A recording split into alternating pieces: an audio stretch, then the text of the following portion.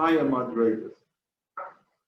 The Alter Rebbe wanted to write a sefer for most of Klal Yisrael. Because for most people to reach the level of a tzaddik is very, very, very hard. Okay. But by contrast,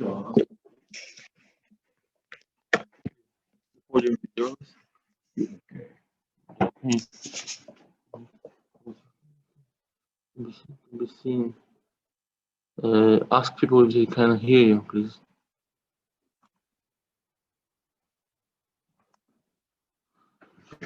Right. They're hearing on Zoom. Elisa, you can hear me? Manasseh, Yes. and I hear you. Sorry? Can you hear We me can now? hear you. Yes. Okay, Baruch Hashem. So, by contrast, a Beinani is within the reach of every single one of us. And I must tell you that when I was preparing the Shiur today, and I learned through this Perek a number of times, it gave me an enormous amount of chizuk, because the Alter Rebbe here in this Perek explains to us how we can become a Beinani and how it is really within the reach of every single Jew. And he explains it in such a clear and such a beautiful way that I was very, very uplifted, because this morning I wasn't feeling so well. I had a migraine, but when I learned this Perek, I got an enormous spiritual uplift, because the Alter Rebbe tells us in this Perek, you can do it. You can do it. It's within your capability, no matter where we are on the scale. So really, this Perek is a very, very important and a very crucial Perek in the Tanya. Okay. So now let's start from the beginning. Perek Yud Beis. B'habeinani hu shel ha'olam. Something went wrong. Please try again.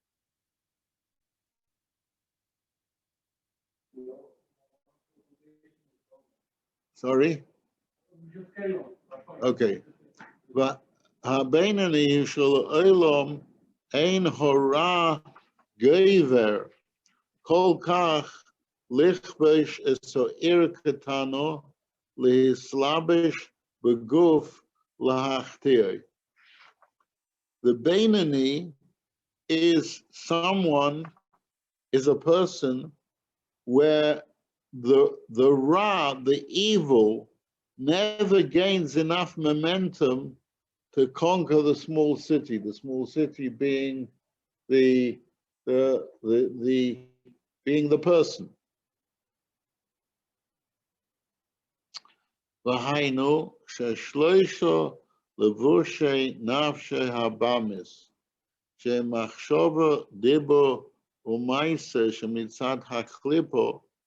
That means that the three garments of the animal soul, which are thought, speech, and action of the klipa, and gevrim bay al nefesh ha'elokis, never overcome the divine soul within him. Lislabish beguf, to becoming clothed in the body,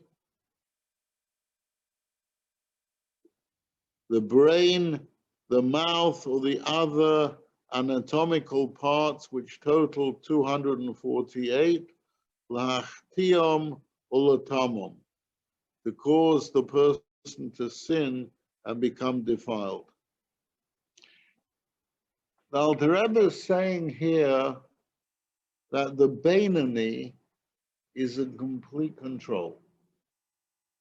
He has total control of what's going on in his thought, his speech, his action. We'll learn later that inside, deeper down in his neshama, the Ra, the evil, is still there and is still trying all the time to overcome the Nefesh Elokis.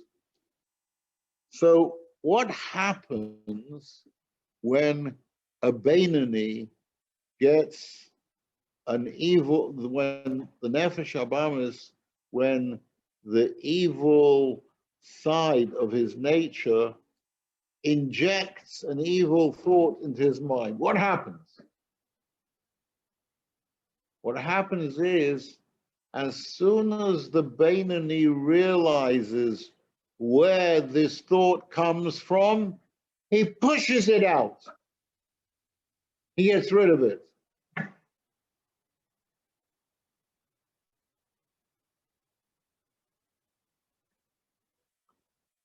Good.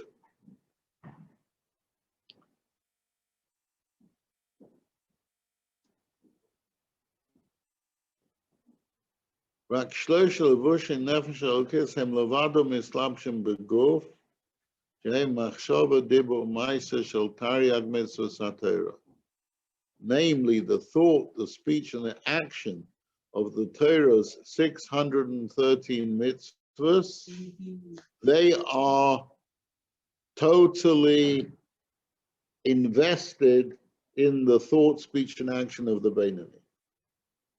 Over Aveiro Miyomov, and the Beinoni has never been over an Aveiro Miyomov, never done an Aveiro. What does that mean? That means we can't become a Beinoni because we've all done Aveiros in the past. No, the pshat is that he's never done an Aveiro which he hasn't done tshuva for. And once he's done tshuva, the Aveira is wiped out. So that's the pshat lo over Aveira miyomov. In his present state, he has never done an Aveira. Clear? Okay.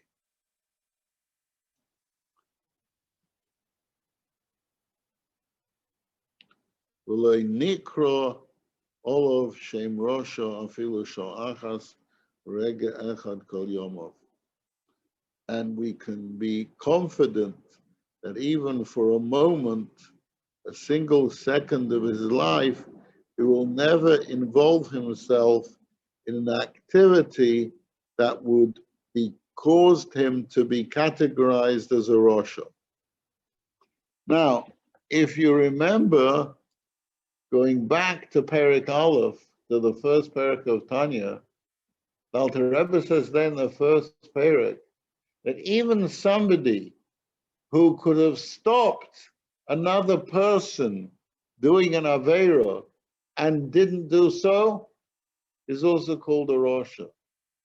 So Beinoni is somebody who's filled all his possible time with Torah and has never witnessed another Jew doing an Aveira and not correcting him. I want to share with you something very beautiful that we heard from Rabbi Gordon in the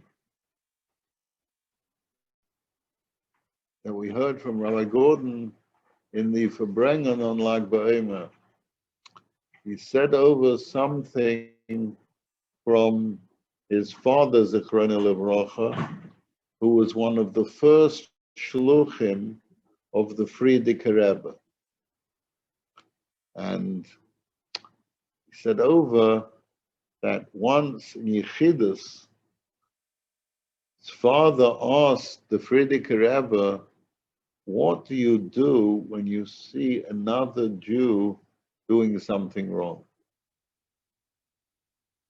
How do you approach him? So the Frierdiker Rebbe said like this: I'll give you a mashal from a sauna, a schwitzbad. When they had, real saunas, they still have these saunas in America today. Sorry?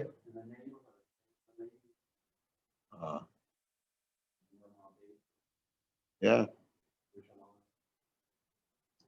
So what's the Seder in the sauna? The Seder in the sauna is that you go into the sauna and slowly they increase the temperature. It gets hotter and hotter and hotter. And then the guy who is in charge of the sauna comes with a kind of a wicker, wicker bat, and he gives you a few schmeises on the back. And when you're hot, and this is supposed to be like very enjoyable. This this clap that you get on the back from the bedder, from the guy in charge of the sauna. So the Frierdiker Rebbe said, if you hit somebody, if he hit you on the back before warming you up first, you get very angry. But because you've been through the whole sauna and you've been warmed up, then when he hits you on the back with this wicker bat, it's very pleasurable. So the Frierdiker Rebbe said the same thing is with a Jew who you see doing something wrong. You've got to take him and you've got to warm him up. You've got to explain to him what a mitzvah is and how precious a mitzvah is, and how every time that we do a mitzvah, we set off a cosmic reaction. Then he's going to thank you for putting him right and directing him in the right direction. First, you've got to lift him up. Then after you've lifted him up, you're able to give him a little tap on the back and correct him. So this is a very important hadracha for every one of us. We all see people around us sometimes who are doing things which are not according to the Ratzon Hashem. You have to take the person, you have to lift them up, you have to inspire them. And after that, then when you tell them that they need to correct something, they'll only be very grateful and they will thank you. Okay. So, Nachzor Linyonenu, to return to the Beinani is somebody who has no bittul Torah and who never sees somebody who's doing something wrong and doesn't try to correct them in the right way. So this is a very, very exalted madrega.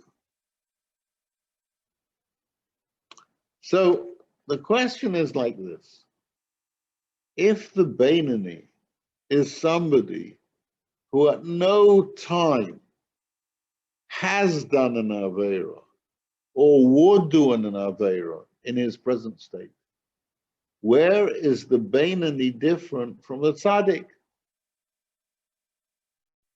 So the Alter Rebbe now is going to go on and explain that there is a cardinal difference between the Beinani and the Tzaddik. The difference between them is that the Tzaddik has totally eradicated the Ra within himself. There's no Ra. It's all been turned into good. The nefesh habamis has no attraction in the tzaddik for the tanugei olam hazeh, for the pleasures of this world. On the contrary, for the tzaddik, the pleasures of this world are despicable. There's no hamshacha, there's no drive in the tzaddik towards tanugim gashmim, towards physical pleasure.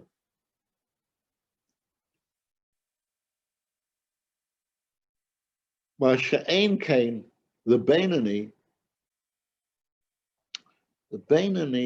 is still all the time undergoing this battle, this milchama, this war, where all the time the nefesh habamis in the Beinani is trying to take over the reins, and just before he gets control, the Beinani gives him a shmais and gets rid of him. But it's a constant struggle. It's a constant battle. It's a constant war which is going on all the time. Whereas the tzaddik does not have this war. The tzaddik is living in peace, in serenity, because the tzaddik has totally eradicated the Yetzer Hara.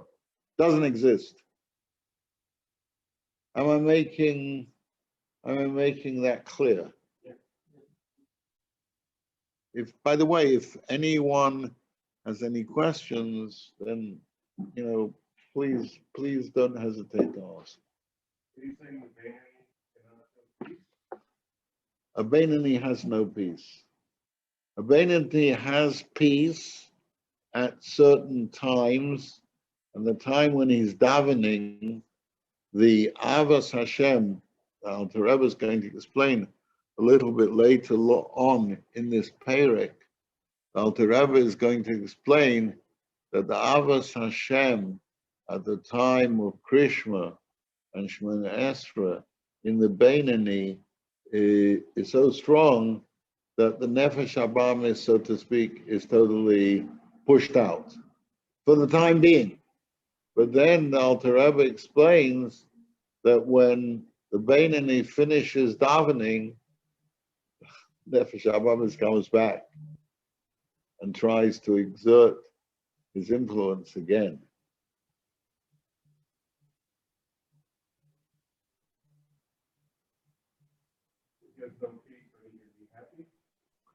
He could be very happy because the Beinani is always, on the contrary, the Beinani is very happy because he's always successful in the fight. He's always the one who gets the upper hand. Yeah?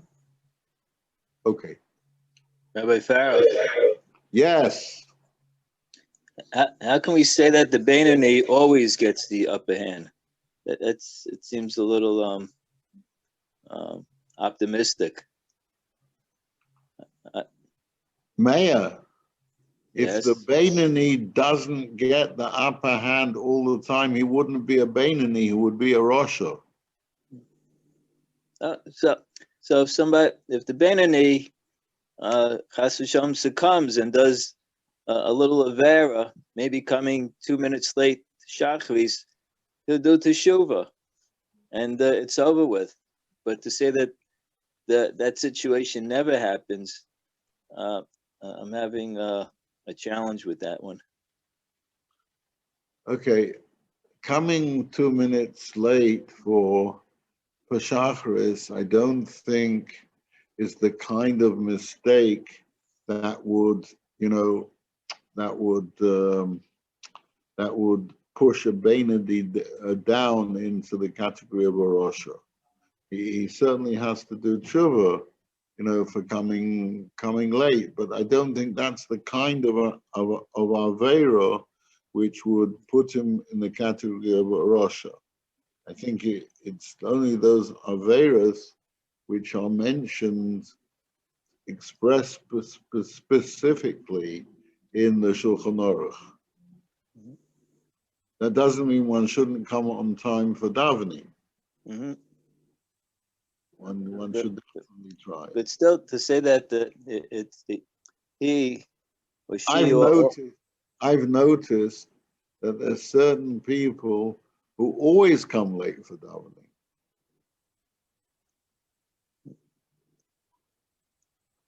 In other words, if it happens once, it's a mistake. If it happens every day, it's not a mistake. All right. It's a question of bad time management. All right, but still, to say that the Beinoni never makes, never does an Avera, because he or she is always conquering the Eitzah, then He's always in control.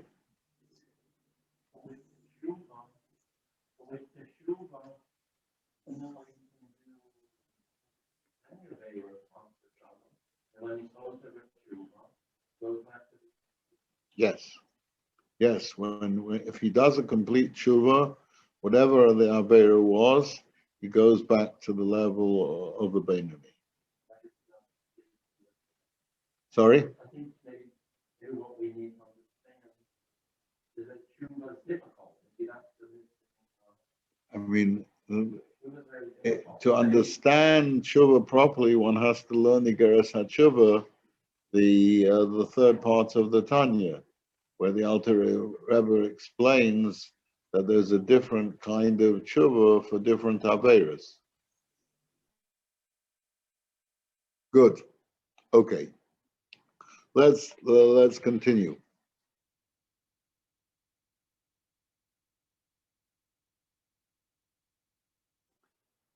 Ach, mehus va'atzmus nefesh elokis she'ein esa b'chinoseha.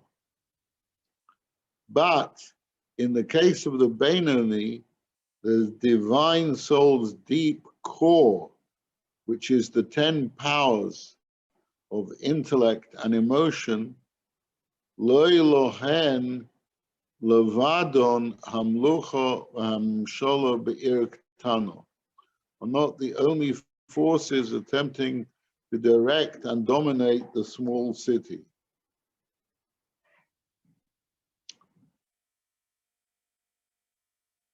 We explained in the previous prakim, the previous chapters in the Tanya, that the divine soul and the animal soul, their place of battle principally is in the heart.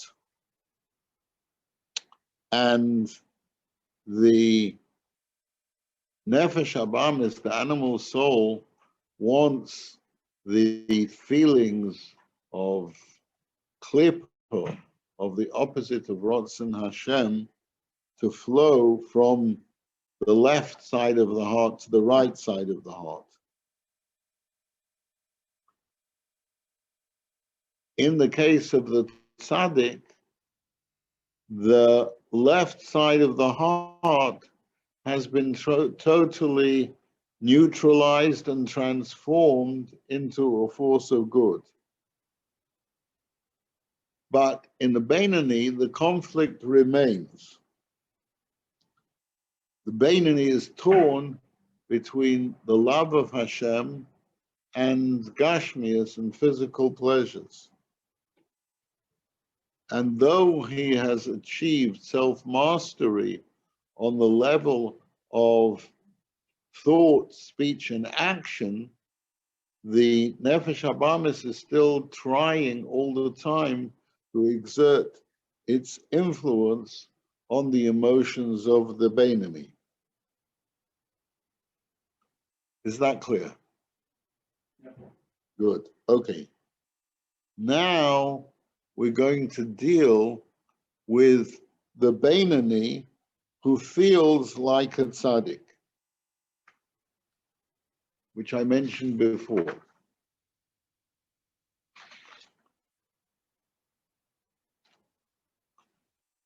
Ki'im be'itim mezumonim, except on particular occasions, b'shas krishma utfila, the time of krishma and shmon esra, shehi shas meichin degadlus l'maylo v'gam l'mato hishas hakesha l'chol odom. The Alter Rebbe says something here very interesting, that this time which has been allotted for Krishma and for Shemona Esra, this is a time when in heaven there is an increased degree of revelation of Hashem. And that revelation of Hashem is felt by the neshama lamata, who is sensitive to what's going on in the higher spiritual worlds, because we learned before in Tanya that the neshama has these 10 soul powers, which are sensitive to what's going on in the 10 soul powers in the higher worlds.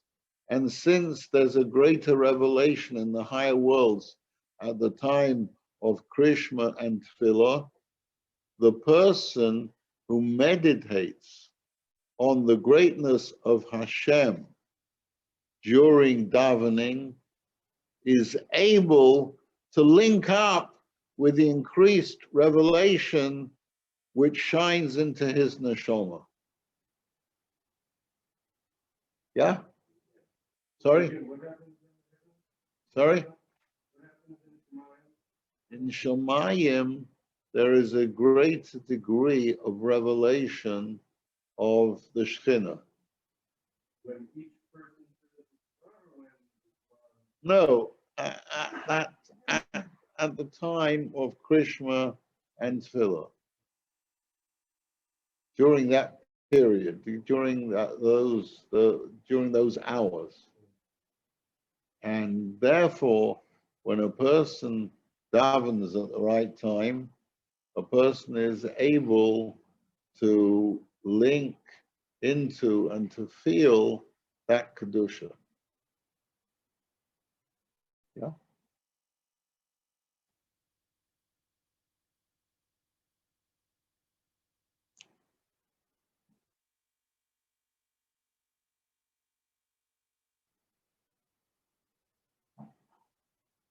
It says that when the Beis Hamikdash was standing, this increased godliness was in the world permanently, all the time.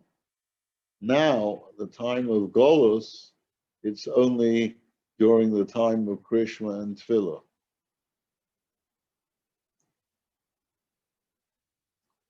V'gam l'mato ishas hakesha l'chol odom she'oz mekasher chochma ubina v'das shaloi la'Hashem.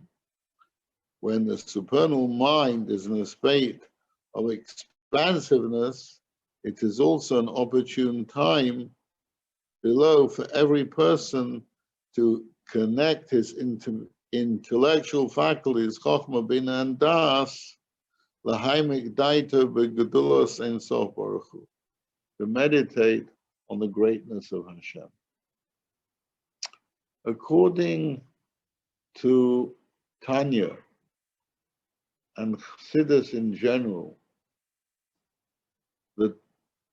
the experience of davening is not an exercise in speed reading. The Alter Rebbe, in another place in Tanya, Igeres HaKodesh, writes that Shachris should take a minimum of an hour and a half. He's talking about from Haidu till the end of Oleinu. Because if one really wants to feel the avo that Alter Rebbe is talking about in this Perek, You can't get that by gobbling off words. There has to be a meditation on the greatness of Hashem before davening and during davening. And the Rebbe told many people in yechidus, in private audiences, the Rebbe said to many people that to think about Gadlus Hashem, the greatness of Hashem, before davening is not something that's just mentioned in the Tanya.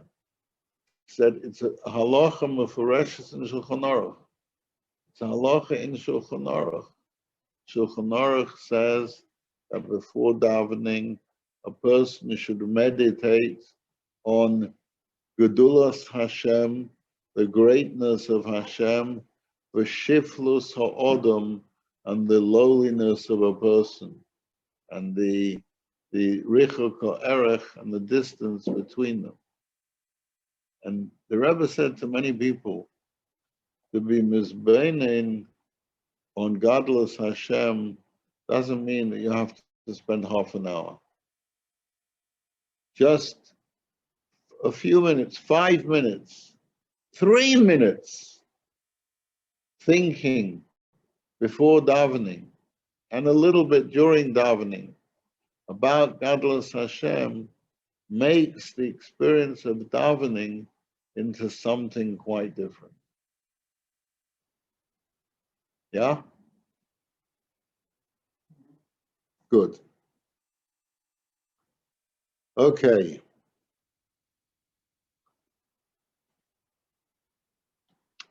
L'haimik daita begedulas ein sof baruch hu lo'era es ha'abo k'rish be'esh b'cholol ha'imoni shebelibei l'dovka bei b'kiyum ha'teira u'mitzvayseha me'avo shezo inyan ha'mavua b'krishma de'raiso u'bircheseha shelefoneha Ulachareha shehein midarabonon. Hein hachono lekriyam hakrishma. So the Alter Rebbe says that the whole experience of davening is to meditate on the greatness of Hashem and to attach himself to Hashem through the fulfillment of Torah and its mitzvahs, which is the whole purpose of Krishma.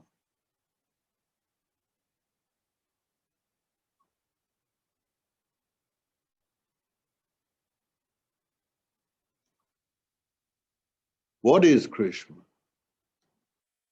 Krishma is to arouse the love of Hashem and to connect that love of Hashem with all the mitzvahs of the Torah.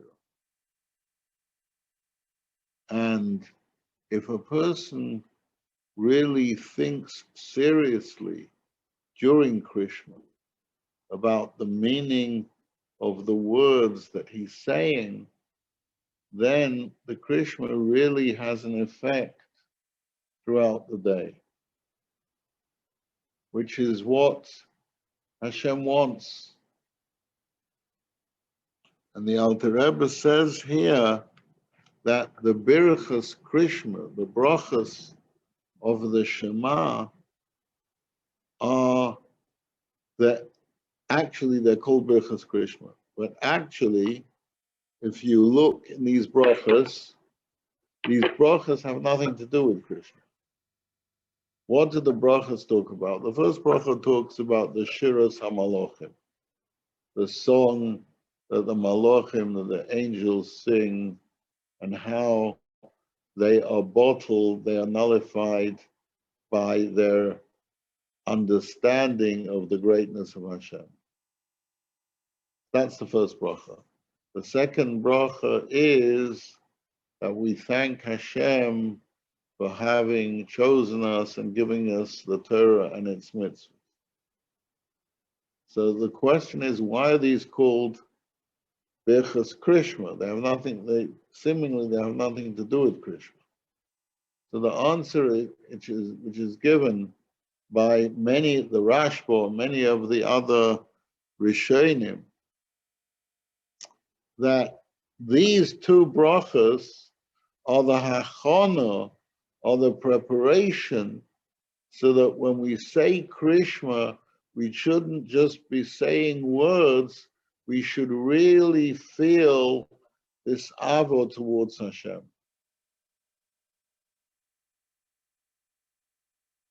If I'm late and I don't get to the minyan here in the mornings, which happens sometimes, unfortunately, so I daven in Vishnitz. Why do I daven in Vishnitz? Because every 15 minutes there's a minyan starting there, and because I daven probably half the speed that they daven, I can start with one minyan and finish Shemona Esrei with another minyan.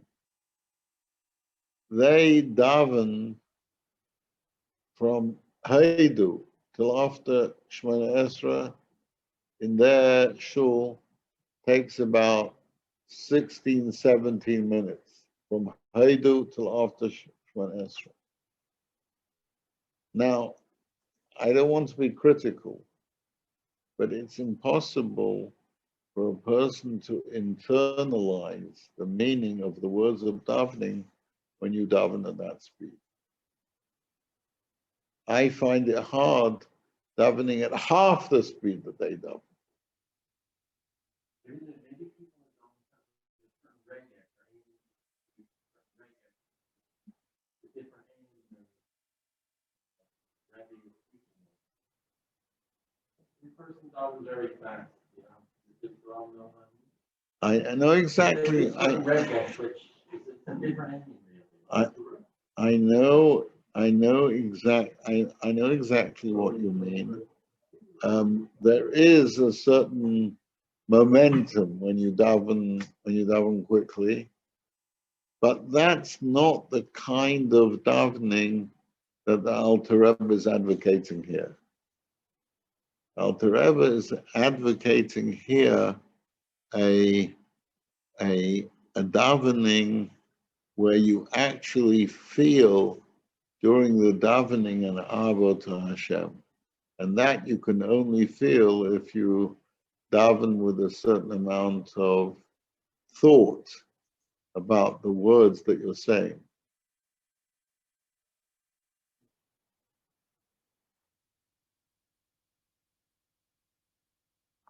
Okay, let's continue. Hein hachono l'kiyum hakrishma. These brachas are a preparation to make the Krishma real, to make it lasting, Kosov, Va'oz, and then Hara shebecholol hasmoli, the evil in the left ventricle, Kofuf ubotel latei, is Kofuf bend over and subsidiary to the Toiv. Hamispashet b'cholol hayimoni, which spreads in the right ventricle of the heart, Chabad shebemeach, from the Chochmah, Bina, and Das in the mind of the person, Hamakushorim begedulas Ein Sof Baruch Hu, which are thinking and meditating and dwelling deeply on the greatness of Hashem. So this is all during davening, right? Avol, achar tefillah, but after davening, v'histalkos hameichin, the gedulas Ein Sof Baruch Hu, hare hara cheze v'neya b'chol hasmoli, Umisave taivo l'taivos elam hazeh b'tanugov. After prayer, when he expanded consciousness of the supernal mind of the infinite light of Hashem departs, so the evil in the left chamber re-emerges and awakens, leading him to have a desire for the temptations of this world and its pleasure. In other words, after davening, the nefesh habamis during davening, so to speak, was put to sleep or was given a bang over the head and was made unconscious. But that unconsciousness of the nefesh habamis only lasts during davening. As soon as the person finishes davening, comes back with a vengeance. But we said before that although it comes back with a vengeance, the Beinoni is still in total control. So when it tries to get the person to think or speak or do something which is against Ratzon Hashem, the person pushes that thought or what the Nefesh HaBamis wants the person to say or to do out of his consciousness totally.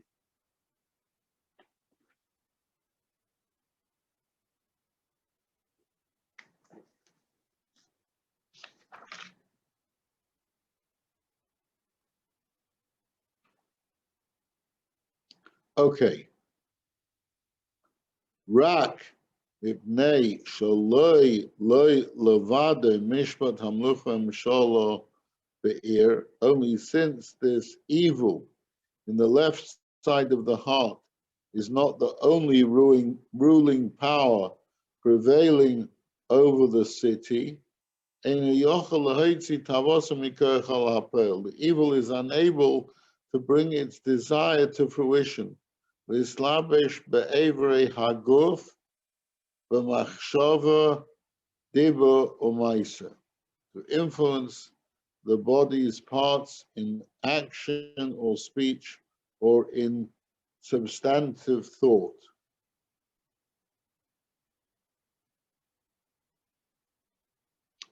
Alter Rebbe makes here now in Tanya a very, very important point. And this is an enormous idud, enormous strengthening for every one of us. The Alter Rebbe says that Hashem created us where the mind, the intellect, is stronger than the heart. And because of that, the Beinoni is able at all times to control his thought, speech, and action. Because the mind is stronger than the emotions.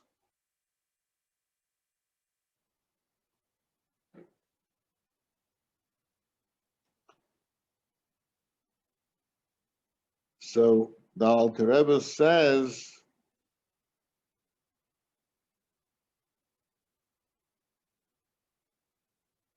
L'haimik machshavte betanuga elam hazeh echlomales taivas libe, from allowing his thoughts to dwell on the pleasures of this world and to satisfy his heart's desire.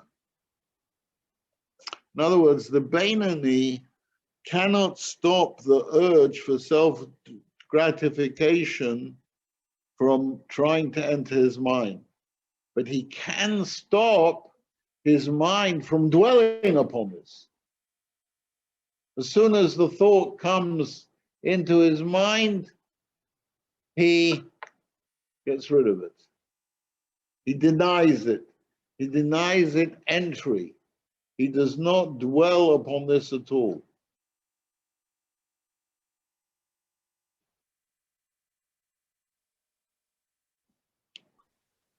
Ki hameach shalit al halev, k'meshekosov b'zeh pashas Pinchas, v'tol dose v'teva yitzirose.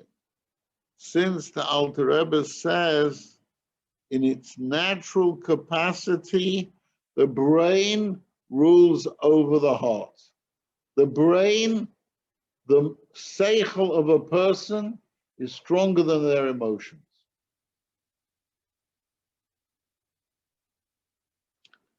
Shekol odom, that every person, yochel v'ritzeinei shebameichai, that every person is able, with the willpower of his brain, v'sapek v'limshol baruch tavose shebelivei, to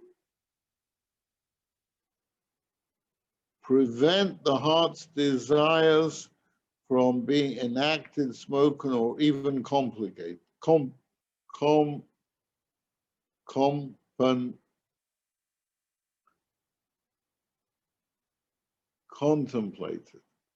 My apologies. Shows how tired I am.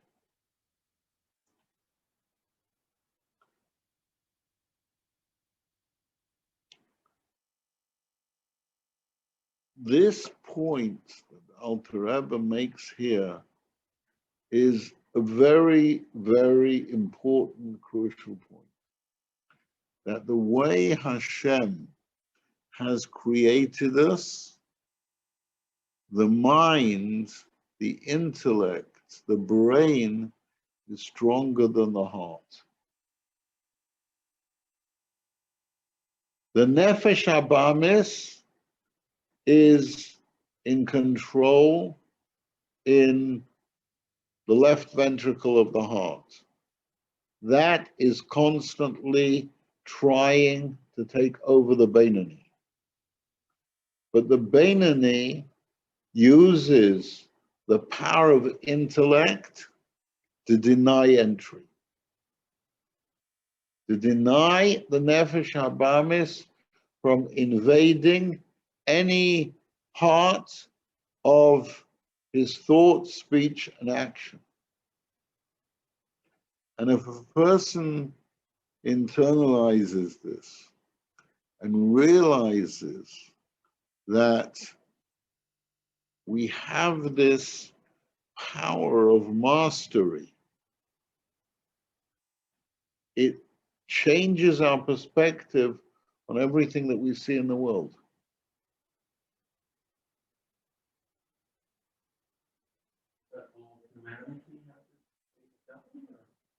Every Jew, no matter where he is on the ladder, on the scale, has this kayach of meich shalit al halev. Except, if you remember, the Alter Rebbe said in the previous perek that the Rosha Varaloi, the Rosha who has given in to his nefesh habamis, to his animal side of his nature, over and over again, eventually he can lose control. Alter Rebbe made that very clear in the previous perek. Alter Rebbe said, "Imloi mishu rosha be'emes," unless somebody is a real rosha and has given in and allowed his nefesh habamis to totally invade his persona. But even then, you see from the story in the Gemara of Rabbi Loza ben Dorodaya, right, who was a famous sinner, right, who'd tasted every kind of posel avera in the world. There came a point when he saw the emes, he saw the truth. And he saw, he looked at his whole life and he saw that he'd wasted his whole life. And Go Yotza Nishmosa B'Bechia, he started crying, and the crying was so intense that his neshama left him. And a heavenly voice was heard, and the heavenly voice said that he's going straight into Gan Eden. Rezeh mezuvon l'chai olam haba.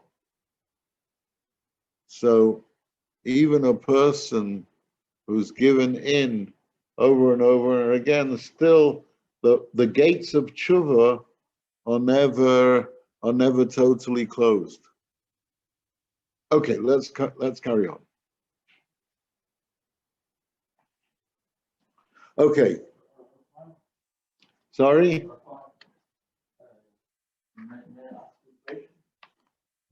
May I ask you a question? Yeah, sure. Before that, we talked about Tanya. We mentioned that he completely conquered the town, so he has no hesitation, has no need to struggle and to choose between two inclinations. But so if we accept that he completely finished his war, so to say, so he has no choice. If he has no choice, doesn't it mean that he's devoid of pirachopshus? Yeah. If he is tzaddik, so he doesn't have to struggle between a positive and negative inclination. So he doesn't struggle. He has no option to choose something wrong, so which essentially implies he completely lost his freedom of choice. Pirachopshus. I want to ask you a question. Yes. Moshe Rabbeinu was a tzaddik gomer. Doubtless. Right. Most certainly. 100%. Absolutely, yeah. Did Moshe Rabbeinu have bechira? Doubtless. What? Absolutely. He has. Absolutely. He made a number of cardinal mistakes. Mistakes, or it depends. In Hasidus, the Rebbe explained in many various ways that his actions, his deeds, they weren't a mistake. He chose a sort of good which wasn't immediate good at that point, or good which was supposed to be reviewed later on. But Let me ask you something. When Moshe Rabbeinu hits the rock, did he do something which was the opposite of Ratzon Hashem? It was opposite to review the Ratzon Hashem, but there was a sort of the Rebbe explained. You have to give you have to give a yes/no answer. Hitting the rock, right, was wrong or right? Well, it's black and white. So, in accordance with the chart, it was wrong. In accordance with the chart. If it wouldn't have been wrong, then Moshe Rabbeinu wouldn't have been punished. And then he would come in Eretz Royal, and then the Yua would come immediately, and then we're talking in Olam Habshat. Okay, no, yeah. Okay, so right. Wait a minute. So you see that even Moshe Rabbeinu, who was one of the greatest tzaddikim of all times, right? Still had bechira, still had free choice. Right. So okay, you answer. free choice is never taken away from a person. A tzaddik doesn't have free choice whether to smoke a cigarette on Shabbos or not, right? His bechira, his free choice is free choice on his level, Right. right? Absolutely. On the level of a tzaddik omer. But free choice is something which is never taken away from a person. Probably his free choice, as you put it, doesn't deal with negative or positive inclination, but with the good itself. Like Exactly. In good go itself. the Exactly. extra mile or 2 extra miles. Right. Okay, to be continued in Yetz Hashem. Thank you all for joining us.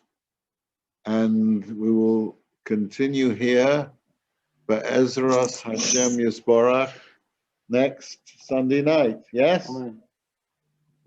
We still Rabbi Farro. have one ship before Shavuos. Thank you very much.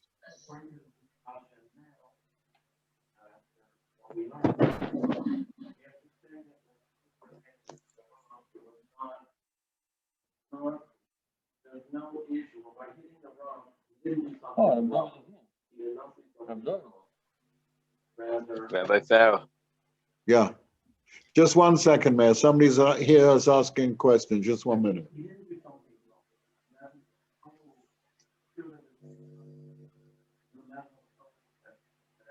Right. Expected of him. Yes. Mayor.